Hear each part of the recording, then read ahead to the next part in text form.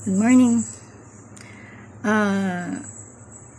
As we continue, like what I've said kanina, sa pag-aalaga talaga ng pusa, may struggle talaga.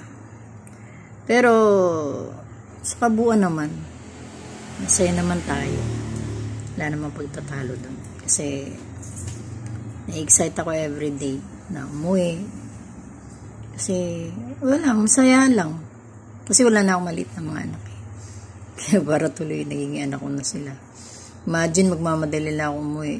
Kailangan ko na umuwi kasi baka mamaya ako na ng pinagagawa nila. So, pagka touchdown ko pa lang ang bike ko, mula dun sa second floor, takbuhan na sila. Salubungin ka na nila. Maririnig mong magsasalita sila eh. Masaya lang. Pati asawa ko eh. Ay naku, marinig ka pa lang dyan na pinaparada mo pala yung bisikleta mo. Takbo na sila. Naghihiyawan na sila. Makita ka. Paminsan-minsan naman, pagka halimbawa dumarating ako, pagbubuksan ko na yung gate, takbuhan sila, salubungin nila ako, lalabas sila. Hinayaan ko naman, pero nakabantay naman ako. Kasi hanggat maaari, ayoko namang tumagal sila sa labas. Gusto ko lang ma-feel nila yung freedom nila, makalanghap sila ng hangin pag lumabas sila.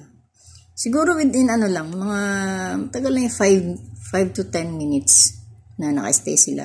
Hindi naman sila lumalayo kasi takot din naman sila. Every time na mayroong mga dumadaang sasakyan, tumatakbo agad sila sa gate, pabalik. So, nandyan lang sila sa paligid. Or minsan, nakatayo lang ako dyan o kaya uupo sa may labas.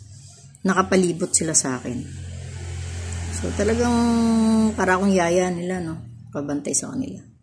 Ngayon pagka, halimbawa, papasok na. So, kailangan ko talaga silang pulutin isa-isa. Habulan kami. Tatago sila sa ilalim ng jeep, sa ilalim ng motor. Kasi mahilig sila magkakalmot eh. Kung ano na lang eh. Nakakaya naman na magkakalmot sila dun sa kapitbahay na yung mga motor. So, lagi lang naman ganun ang daily routine namin. Tapos papasok na. Basta pag tinawag yan sila, pagkakaya na, bilis na tumakbo. Para din silang mga bata. Pagka nasa labas naman ako, I'll make sure na meron akong maiuwing pagkain para sa kanila. Kasi, sabihin na natin, kumbaga sa mga bata, na-excite din naman sila na may dala yung mga magulang nila, diba?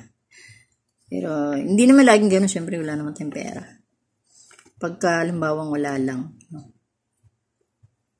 So, in short, sinishare ko lang yung tayo na mga animal lover. Diba? Wala naman akong pinipiling hindi follow basta may kinalaman sa hayop.